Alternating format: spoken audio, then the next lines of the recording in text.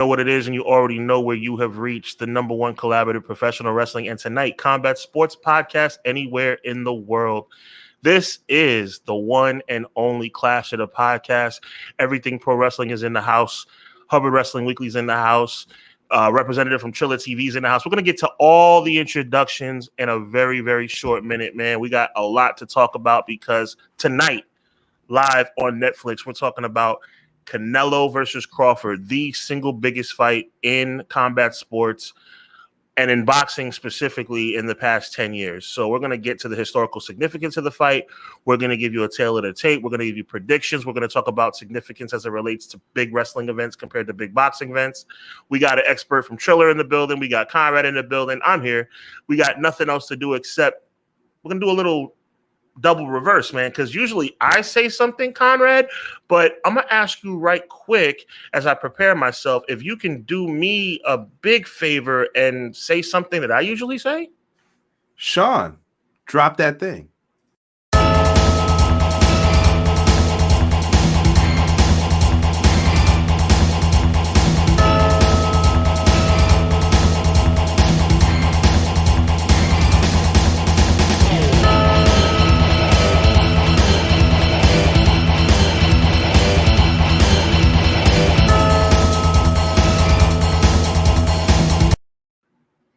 That was fun. That's a first. That's never happened before in Clash history. And Conrad, you did my line justice, brother. Now it's our line. Officially, right? Yes, sir. Listen, let me make a quick introduction. Obviously, you know Conrad and myself. We're going to talk to you guys a little bit more in great detail, but we're really happy to have a special guest with us, man, representing TrillerTV. He's a really good friend of the show, friend of ours, and he is ready to rock and roll talking about some Canelo and Crawford. He is our good friend, Joel. Welcome to the show, my G. Guys, thanks so much for having me. It's great to be part of the show. I watch you every Monday night, and Conrad and Derek on Wednesdays. So it's wonderful to be on this side of the table. Thank you so much for having me. That's what's up, man. So listen, tonight's the night, guys. The most anticipated boxing event, I'd say, in a decade, since probably, I'd say, Mayweather and Pacquiao in 2015. Let's just jump right into this thing, man. We all know that the tail of the tape is coming. We know everything that's about to be talked about in reference to the fight itself. But we are a wrestling and boxing show. Well, I know I'm a wrestling and boxing show, and me and Conrad have a wrestling show. So it's only right that we throw in a little bit of wrestling. I'm going to throw it to Conrad first, man. Listen, tonight is a major event in the annals of time as it relates to boxing, and no matter how it plays out, which we hope it turns out to be a mega event, right, and that it lives up to the hype in the ring, let's just talk about the anticipation compared tonight, which is a WrestleMania type environment, to WrestleMania, to Starrcade back in the day, to All In. Like, how does it feel to you going into this big event tonight?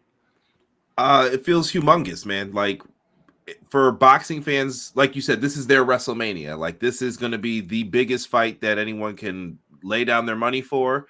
We are used, as wrestling fans, we're used to having to pay for these possibly on pay-per-view. Not the case tonight. It's on Netflix. It's happening. It's going down. But I really think that this is huge, and I think a lot of people are going to be anticipating watching this. I think it's going to break a lot of records tonight, like for how many people are viewing this all at once. And it's a spectacle, man. I think, and we can even add MMA into this, the world of UFC. These anticipated matchups, fights, whatever you want to call them, they all have something they can learn from each other. And it's all about the hype that goes around into them, the face-offs, the contract signings, the next big thing that's going to happen. Who's up next? Who wins this? And where do we go after this event? Mm-hmm. I think that's all part of it. And people are going to love the hype. They are going to love the pageantry, the entrances. And when the bell starts to ring, man, they're going to be super excited for the main event, I think. Sound insight as always. Joel, before we throw it to you for more insight on the big undercard, we're going to talk about the main card undercards. But you're a wrestling fan, MMA fan, and boxing fan. Like, how does tonight feel to you? Like, just from we know that you are, you're TrillerTV, you're smart, you know the game inside and out, but I'm talking about strictly from a fan perspective. How does tonight feel to you? Kind of reminds me of like Sean Conrad, you're probably familiar with when Pacquiao fought Oscar De La Hoya. Can this little guy come up and move up to these weight, all these weight? He's fought all these weight classes. He's beaten everybody. Now he's fighting the biggest dog ever. I mean, to me, this is huge. At Allegiant Stadium, one of the most famous sports venues, NFL, the Las Vegas Raiders play there. I mean, you get pageantry beyond belief. I mean, that's just how it feels to me. It's like one of those, like I said, like Pacquiao when he was on the surge back in '08, fighting this superstar. And the thing here, it's a little different because Crawford is a superstar in his own, where Pacquiao used that fight to kind of leverage himself to become a superstar. But that's how I kind of see it in some degree. That's what's up. That's what's up. And speaking of spectacles, Conrad, to set the stage, you hit a very strong point as well, Conrad. Excuse me, as well as you, Joel. So let's talk about the guys that are going to set the stage. Now, there's going to be multiple YouTube undercards. We're not going to talk about that because we'll be here all day, and I got to get where I'm going to see the fight tonight. So I'm not playing these kind of games. I got to get wrapped. I got some errands to run. Then I'm coming back to the crib. We about to vibe out. But the main card undercards. Talk to us about those, Joel. Give us some insight and tell us how these fighters are going to come to the table tonight in Vegas. So you got Sergey Bohachuk against Brandon Adams. Bohachuk came off a very close fight against Virgil Ortiz. He's rematching Brandon Adams. It's a great fight. It's some retribution for Sergey Bohachuk, a fellow Ukrainian, like Alexander Usyk. Great undercard fight. I won't go too deep, but when we have Christian Mbili, one of the hottest super middleweights.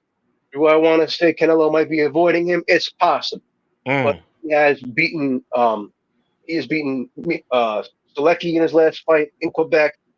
He's from Cameroon. He lives in France. He's promoted by Eye of the Tiger in Montreal. He's fighting Lester Martinez, a Guatemalan who's undefeated. You might have seen him a lot on Pro Box. These two guys are undefeated. However, I feel like Mbili, is the real star here. And then if you want to talk one fight down further, he's been featured on UFC Fight Pass a lot. Callum Walsh, Ireland's Callum Walsh. He takes on one of the famous fighting Vargas sons and Fernando Vargas. Another fight featuring two undefeated stars. However, I think Callum Walsh is the next shining star for boxing. That Vargas family has deep lineage, man. Yes, they do. Keep going. Talk to us more. We're gonna rock and roll. Yeah, no, I mean we should go down. We have Ivan Dychenko, who's a Kazakhstani fighting Jermaine Franklin. Again, I don't want we'll two picks later. We have a couple of the fights. We have Steve Too Cold Nelson fighting Raiko Santana, and then we have a lot as typical. We have a lot of the some of the earlier fights will be featuring some of the Saudi prospects. As you know, this is kind of all part of the Saudi Riyadh season. Yes, sir. Yes, sir. So that's what's going to start the show. That's what's up, man. Yo, before I throw it to Conrad for some historical significance, man. Like, for me, I guess what I want to talk to you two gentlemen about, and big shout out to our audience being here. We'll be responding to you guys in the chat. We're kind of like doing hurry up offense style today on a Saturday. So we'll be responding to you typing in the chat. So don't worry, all your comments will be responded to. But when I think tonight really has me hyped, bro. And like as a boxing historian who understands the significance of what a super fight is supposed to be, Conrad, like, I mean, I'm gonna show the audience some fights that come to mind immediately when it comes to like the super fight vibe. The year was 1988, gentlemen. Mike Tyson, the undefeated, undisputed heavyweight champion of the world, going up against Michael Spinks. And Michael Spinks had his claim to the championship as well. He was the IBF champion. People don't realize Michael Spinks has one of the most historic victories in the history of boxing. He beat Larry Holmes twice. The first time stopping Larry Holmes from going and beating or tying Rocky Marciano's undefeated record. Like, Michael Spinks stopped that. So Michael Spinks ended up getting stripped of his title. Mike Tyson came to prominence. This fight in Atlantic City in 1988 at the Trump Plaza turned out to be a dud. First round knockout. Punch to the solar plexus by Mike Tyson. Obviously we love Mike Tyson for his historical significance. Another big fight comes to mind when you think about 10 years ago when the much anticipated fight between the one and only Manny Pacquiao and Floyd Money Mayweather. The whole world wanted to see it. It probably would have been better about 6 or 7 years earlier. However, that's not the case. Unfortunately, that fight turned out to be a little bit of a dud. Even though it went the distance, the action was not there. For those, we weren't old enough to enjoy this live, but this fight, Frazier and Ali. Let me give you guys, and when I say you guys, I know my esteemed panel knows what I'm talking about, but I want to talk to the fans a little bit about the historical significance of this fight. So when you say super fight, you have some major shoes to fill, guys, because this is the pure definition of a super fight. The year is 1971. Muhammad Ali, undefeated, gave up the title, stripped of the title, because he refused to go to war in Vietnam for his religious and political beliefs. The whole world consider him to be the greatest of all time, the real world champion. Wow, there it is right there. Perfect timing, Conrad with the GOAT shirt representing Ali, right? So at the same time, coming up in the ranks, Smoking Joe Frazier, a Hall of Famer in his own right, rest in peace to both these legends. He becomes the world champion. So then it's like, okay, well, you have the world champion, the uncrowned world champion, 15 rounds, Madison Square Garden, March 8th, 1971. The fight lived up to the hype. Smoking Joe lands, the fight is basically even after 15 rounds. Smoking Joe lands a left hook, puts Muhammad Ali on his wallet. The greatest of all time still, but he put Muhammad Ali on his wallet. Joe Frazier wins the biggest fight of his life. We know that Muhammad Ali would win the rematch. We know that Muhammad Ali would win Thriller in Manila. But this fight right here is the greatest fight of all time, in my opinion, because it wasn't just a spectacle.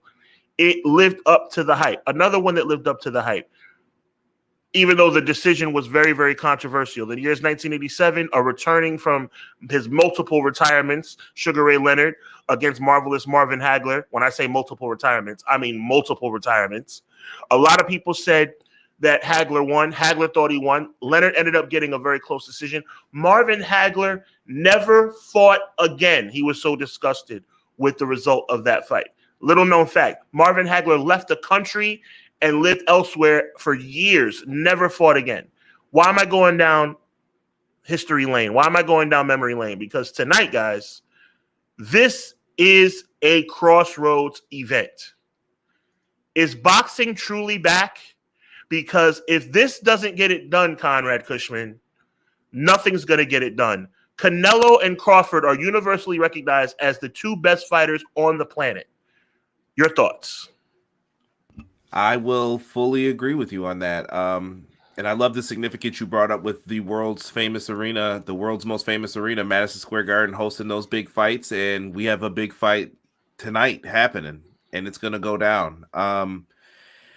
I think that this is box office, like you said. We've seen like the exhibition fights get a lot of play, and I know that seems to be the more popular thing that they're going to, even with the recent rumors of, is it Mayweather and Tyson are going to do something?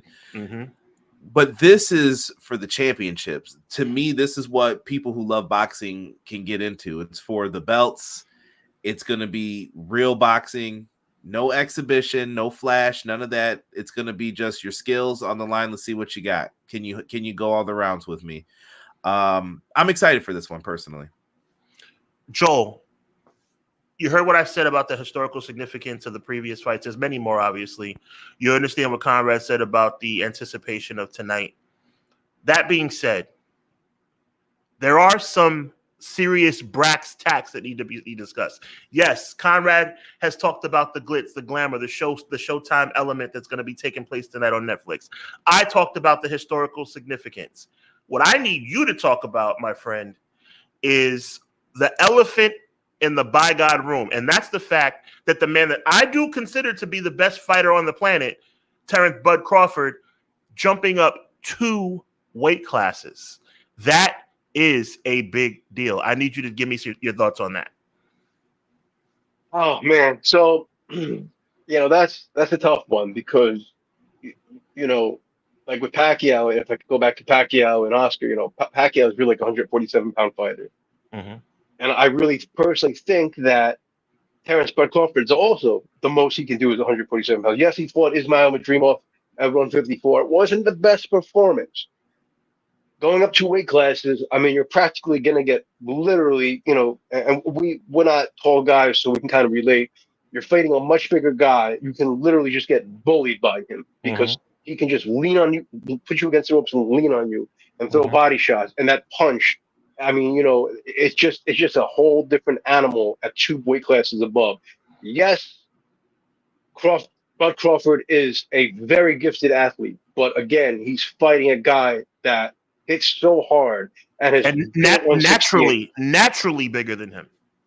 naturally bigger. I mean, Canelo has moved up. He started, I think, at 140, 147 when he was 16, 17. He Hmm. moved up the weight classes. So this is going to be very interesting to see if Bud Crawford's speed and precision can outlast Canelo's speed and power.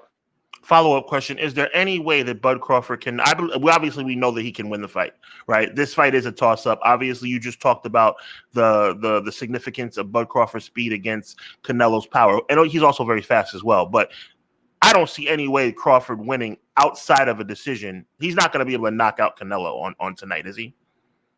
Tonight, no. I watched Dimitri Bivol fight Canelo. I want to say it was 22 or 2023 Yeah, a on his couple own years pay ago. per view, and that was at 175. Mm. And he was landing like a machine gun on Canelo, but Canelo was not wilting. But he can get hurt. But I've not seen Canelo tested. But I will say, I know we talked about this before we went on the air.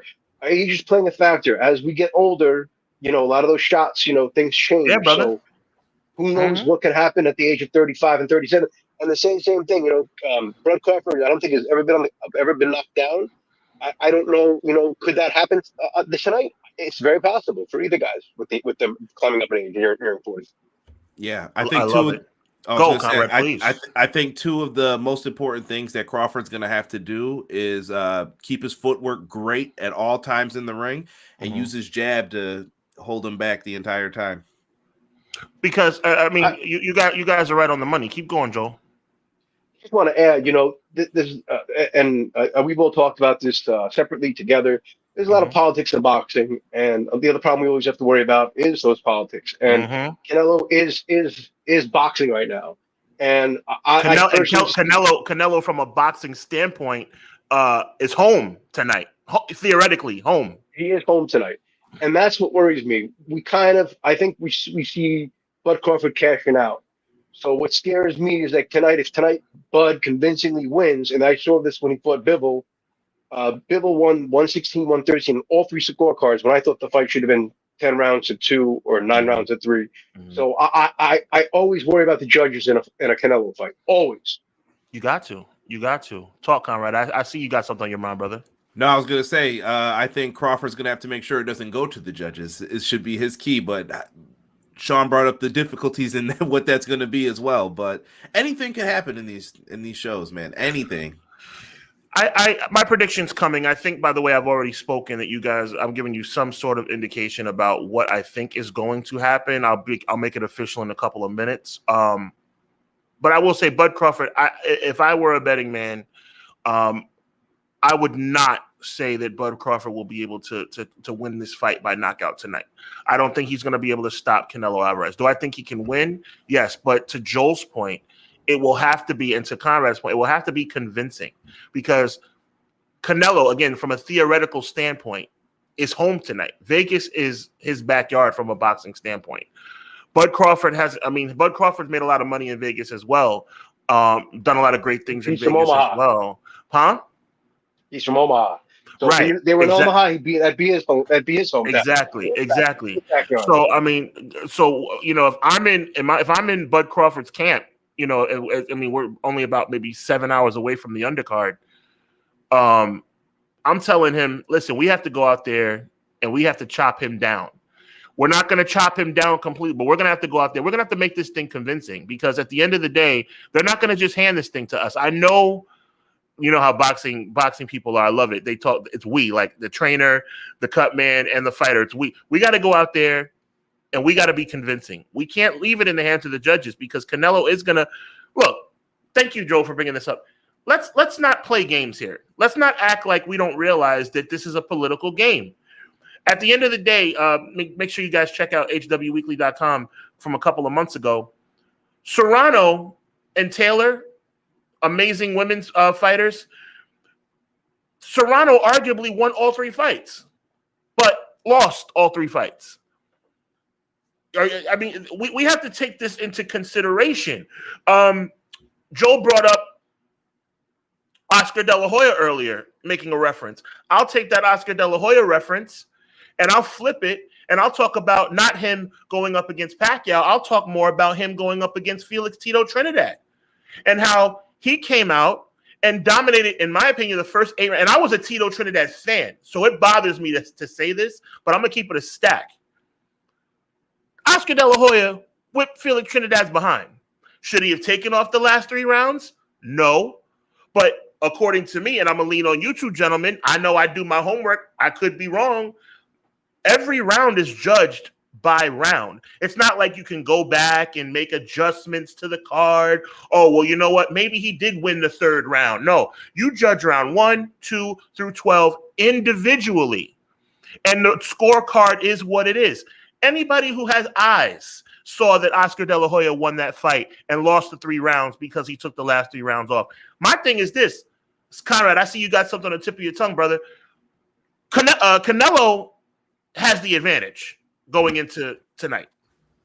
I agree. I was just going to talk about judges, and I think they all. I know you're supposed to score things individually, but you can't help but look at the bigger picture. You know, it's like watching someone do ace all the quizzes before a test, and then it's like, well, you should have studied for these individually, and it's like, well, no, I knew what happened before, so I thought I was going to do well on this. I didn't have to study as much. So you just got to be careful with how you're going to lay it out and put it together. Like you said, I think you can't leave this in the judge's hands. If it's questionable, we know how it's probably going to lean. It's going to go to Alvarez. So don't let anything be questionable. Coming to you, Joel. Crawford's camp. Yeah. Just to talk, I kind of want to tie in the wrestling because, we all love wrestling. And you brought up Oscar. And I remember in 2004, Oscar fought Felix Sturm. Now, there was a storyline here. He was moving up to 60. Oscar looked a little doughy at 60. But they had big plans, and I think you guys know very well that they had big grander plans for Oscar to fight Bernard Hopkins. Yes, sir. Felix Sturm on my birthday in 2004, I believe June 5th. Oscar won a decision, but basically looked horrible. I was not a fan at the time, but I remember reading about it and saying all the judges were saying Felix Sturm should have won this fight, but because of storylines. Like wrestling, they wanted Oscar to fight Bernard Hopkins. So guess what? Oscar got that decision victory. And, so we have to, unfortunately, like I say, see Doug Crawford cashing out here, which I think is going to happen.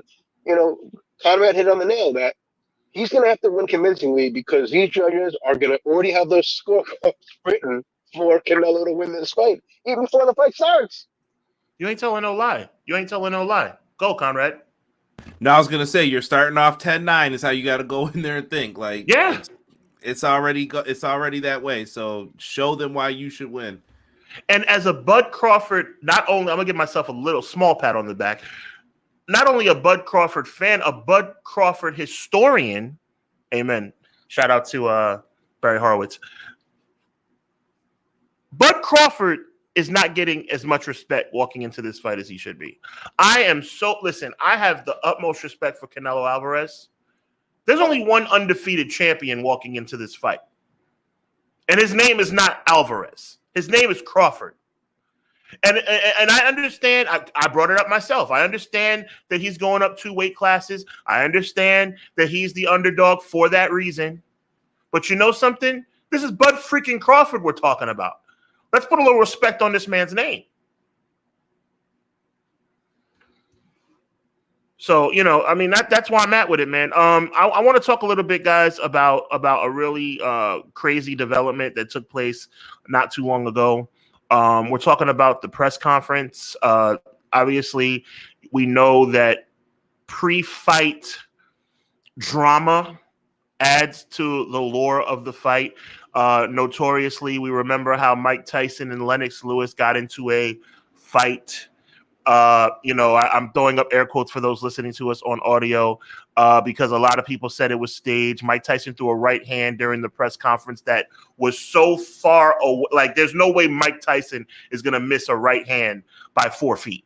I mean, it was comical. But at the same time, I also heard that Mike Tyson bit his leg.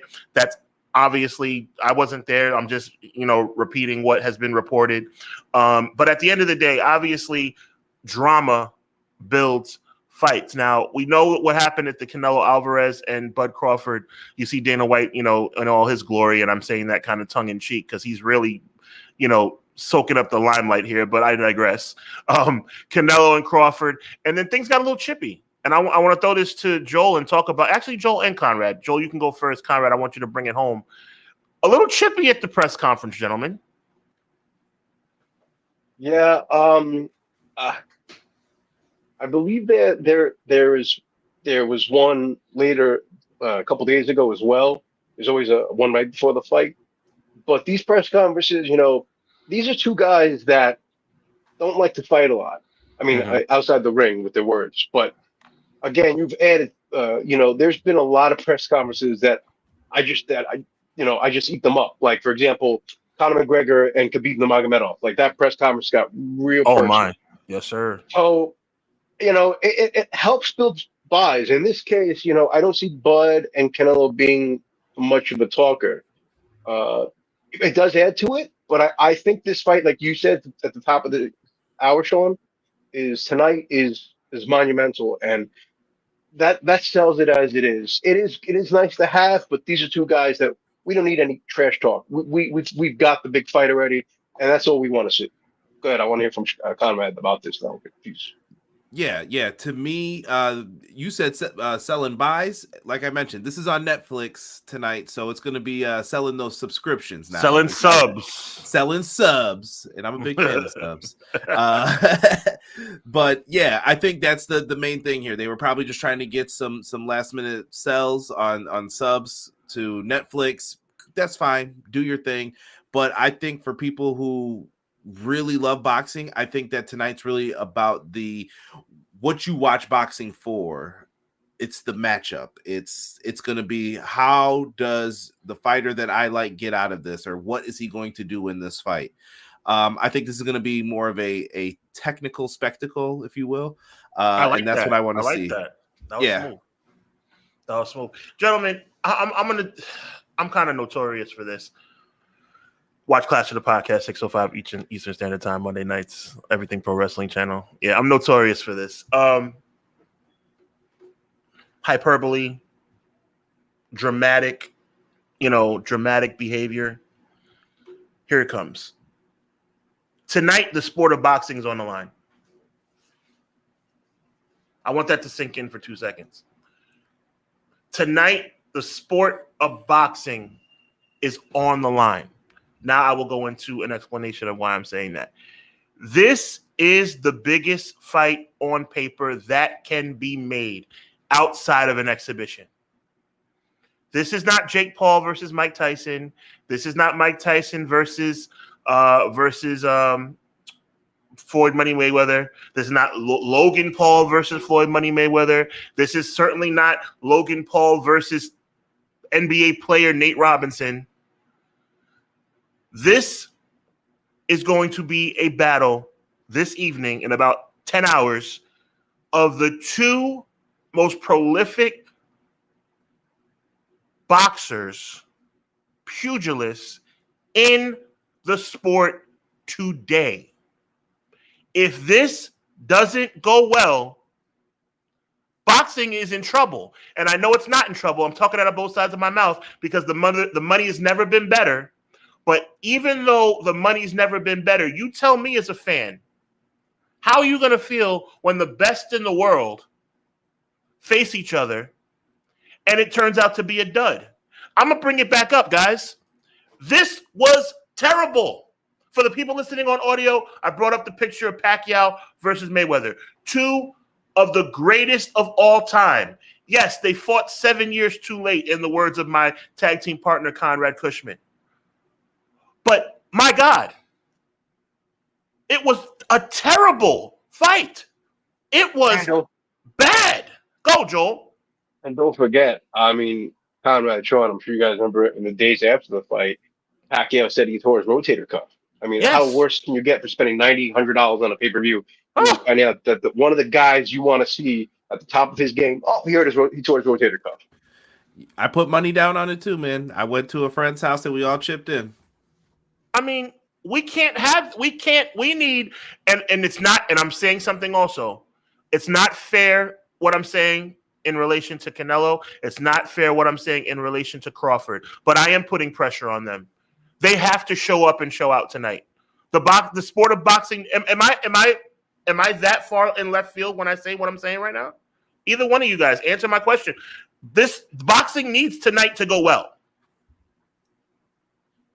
Yes, I'll say yes that it does. I do think boxing is their stock has risen in a way, but I think I did say I was kind of talking about boxing is fine, but I'm talking about from a spectator perspective. I think what you mean is we need boxing. You talked about the 80s earlier. There was never a time where you had more top tier fighters. You could have a top tier dream scenario almost 6 months out of the year, 8 months out of the year. Yeah, you had somebody that you were like, hey, you're gonna want to see this fight. We haven't had that in a little bit. It's kind of slowly went down, but now it's picking back up a little bit. The problem is that a lot of it's based on the Pauls. No, I'm not. This is not a glitch. I know. This is not a glitch, gentlemen. This is not a glitch. You got to have something that's going to deliver big time, and you want something that's going to carry the momentum. It's kind of like a stock. Like that's what I'm thinking of when you said that. Like you need something. Yeah, your stock's at $10 right now, but you need it at $100. If this fight goes well, you could raise it up to 30 right now. Yes. So get there, get to the level that you need it to, and then maybe it'll elevate some other people on the lower card tonight that Joel had mentioned perfectly earlier. Like maybe it rises up a new name that you see. Maybe you see a great knockout, and then it's like, maybe we'll see the winner of this fight take on the winner of that fight. Right. So to kind of piggyback off of that point, you want to be fighter of the night if you can be. Yeah, that purse, baby, it's on the line. Look, guys, we've come to that point. I want to thank you both for your great analyst, your great analytical conversation, man. I think our viewers, like I said, we are currently responding to your messages in the chat today. We're doing a little different today. It's fight night, a lot of stuff going on. We thank you guys for being with us.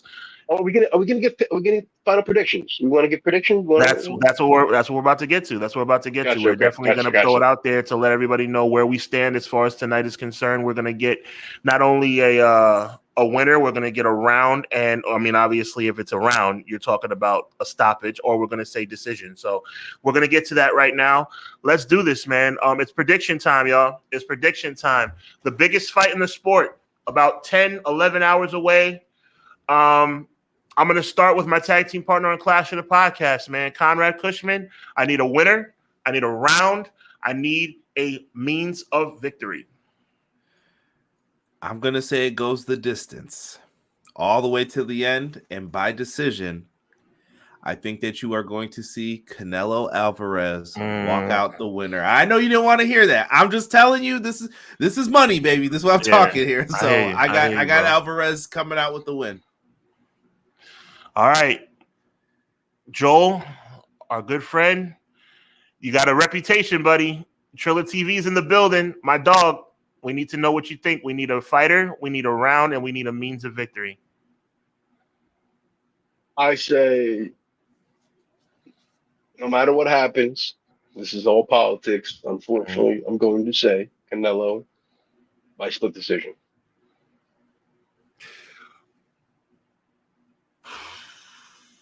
I've thought about this ever since the fight got announced, guys. And now we're on the doorstep. And I want to preface what I'm about to say with great sorrow. Great sorrow.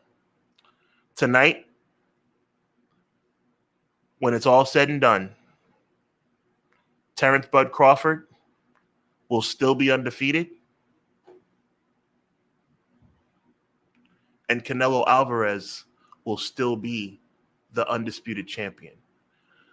I predict a draw. I love that. I was thinking that too, I have to say. I'm sad to say it. I predict a draw. And I actually think that, I just want to add, I think that Sean's prediction, Conrad, out of ours is probably the best, because I had 3 predictions. I was thinking Canelo by split, Crawford by split, or a draw, but I'm thinking the most likely outcome is a draw. Yep. I agree. I think in real talk, in real time, that Crawford wins the fight 7 rounds to 5, but somehow the decision comes out where it's a draw. I agree. I'm telling you guys, I've been thinking about this ever since we got together and decided to do this show. I was like, and as it started to dawn on me what my prediction would be, it bothered me because I want to say, oh, Crawford's gonna blow. Oh, Crawford. I love Terrence Crawford. I love Canelo too, but I'm a big Crawford fan. But I was like, this is gonna be a draw. I hope I'm wrong, but I have a feeling. Conrad, any parting words, my brother? Tonight's the night. No, tonight's the night, man. Honestly, I'm hoping just for the fans of boxing's sake that it's a good fight and we get to see the best fight possible. In all honesty, that's all I want. I want to be entertained and I want to just see boxing feel like it's back, man. Big time boxing, big time results. I love it. Joel, talk to the people, man. Let them know where they can find you. Let them know what you've been up to. Let them know if there's anything of significance coming up. And by the way, if there's anything of significance is not really the right way to put it because there's always something of significance coming up on TrillerTV. Talk to the people right quick. We have all out for sale internationally. Awesome. I know most of your listeners are in the US. We do have Canada and the rest of the world. Looking forward to that. We have a pay-per-view pack for AW Plus subscribers that can get the next 2 great value. Great value, by the way. Thank you. So that's gonna be our next big thing. You can find us on social media. We are still at the old handle of Fight TV on Facebook and Instagram, and we are on X at Triller_TV. As well, and we're on TikTok at Triller_. That's what's up. As well. That's what's up, guys. Listen, man, this is it. Bud Crawford, the tail of the tape, guys. 37 years old. Canelo Alvarez, 35, 2 years his junior. Bud Crawford listed at 5'8". Alvarez listed at 5'7". The most prominent weights historically for both fighters is 147 and 154. 154 for Canelo and a very comfortable 168. We talked about that before.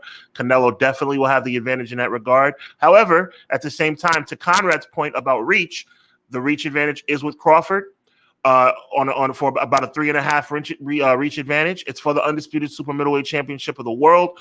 At the end of the day, guys, all we can hope for is a great fight. Conrad, do us a favor. Tell the people about what we got on Mondays, Wednesdays, and Thursdays. HUBBanomics. Talk to the people.